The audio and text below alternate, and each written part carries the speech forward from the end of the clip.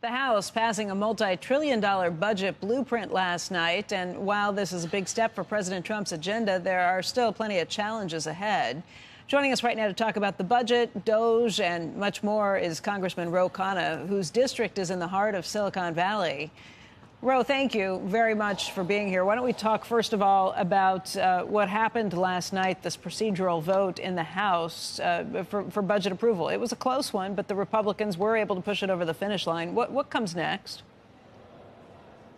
Well, it was a close vote. They did a late-night maneuver. All the Democrats opposed it. And the reason we opposed it is they have $2 trillion of Medicaid cuts by their own admission, and they want to have tax breaks for very, very wealthy folks.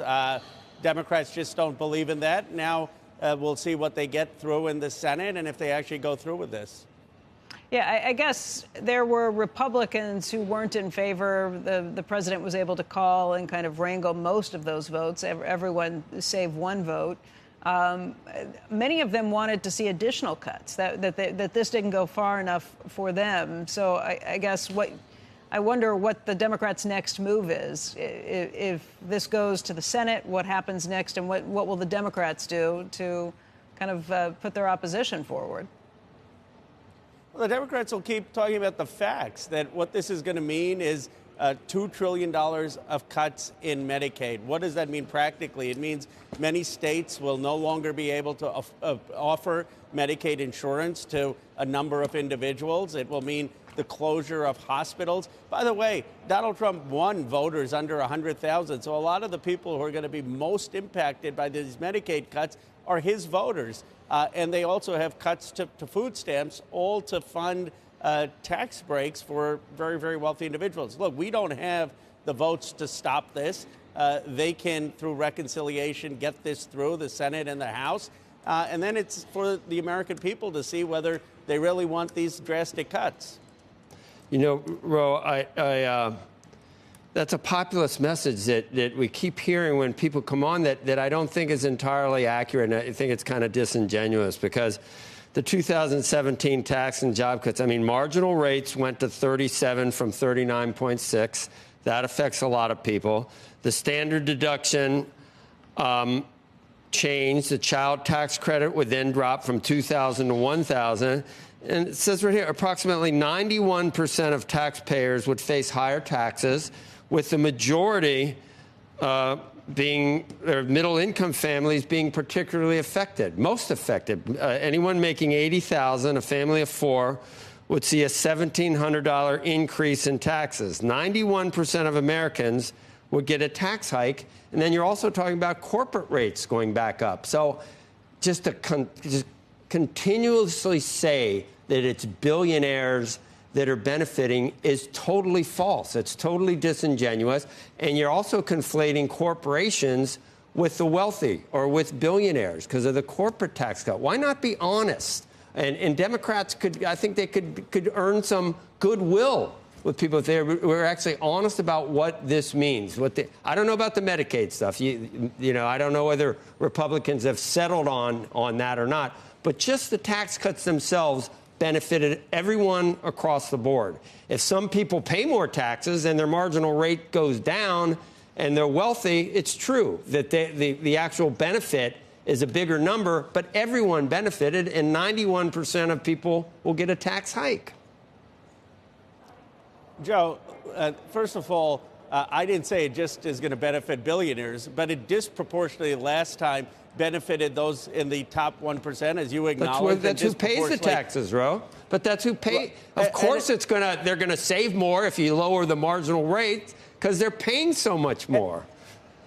Sure, and it disproportionately benefited the top 10%. Now, we can, in my view, if you want to preserve the tax breaks for the middle class and the working class and work with the Democrats on doing that, there would be an openness to it. But at this point, where working class Americans are struggling, where 90% of the stock market is owned by 10% of Americans, I just don't think we need more breaks, tax breaks for the very wealthy, and especially if it's going to come at the expense of funding for Medicaid and for funding of food stamps. And this is the philosophical debate. I mean, do you cut Medicaid insurance, have rural hospitals shut down, have health centers, behavioral health services shut down to further these tax cuts for disproportionately benefiting the top 10%. Do you raise corporate taxes or let them go back to where they were on small businesses, on the job creators of the entire country who pay the taxes for all the things that you want to do, including Medicare? That all comes from the private sector. Are you sure it makes sense to let that go back into the, where will that, what's it go to, 30% or so? Where would corporate tax rates go if you just let them expire? Well, first of all, there's one place where we may agree, which is why do we have a corporate tax rate in Mexico and in Canada, and if you go overseas, that is 10%. Whereas if you're a company investing in the United States, you pay 21%. How about we raise the tax rate on the offshore earnings for all these companies that are offshoring our jobs and raise that to 21 or 28%? That would be one place we would get American investment. Now, I don't think the corporate rate has to go all the way up to 35, but we could figure out a compromise position. It doesn't have to stay where it is today, but I would certainly level it between the United States and going overseas. Congressman, let me ask you about DOGE, because back in December, you had kind of talked about working with Elon Musk and with DOGE.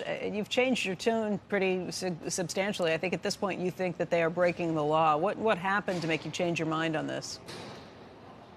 Well, he didn't come to Congress, and he's approaching the firing of some of these workers without any rational plan. Look, we had 15 people, many of them Trump voters, talk about how they were fired. People who were veterans who served this country in Iraq and Afghanistan.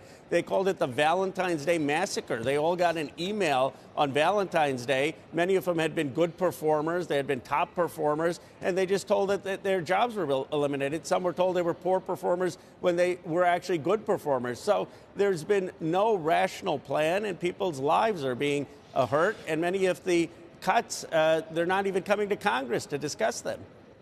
So that's your problem with it, mostly that you think that cuts could and should be there, but you think Congress should be the ones deciding that?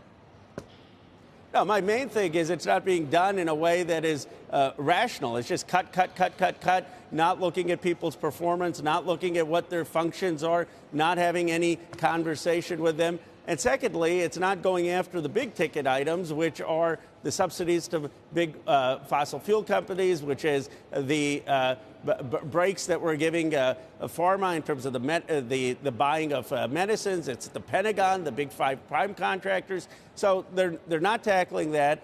They haven't come to Congress, and they're doing it in a way that is haphazard. That is the way private equity may do it, or the way Elon may have done it with Twitter. But that's not what you can do with the federal government. Have a one-year plan, discuss it with people, have stakeholders do it. Bill Clinton actually did that in his Reinventing Government, where the workforce fell by 351,000 people. But Congress was consulted, and there was a rational plan for it.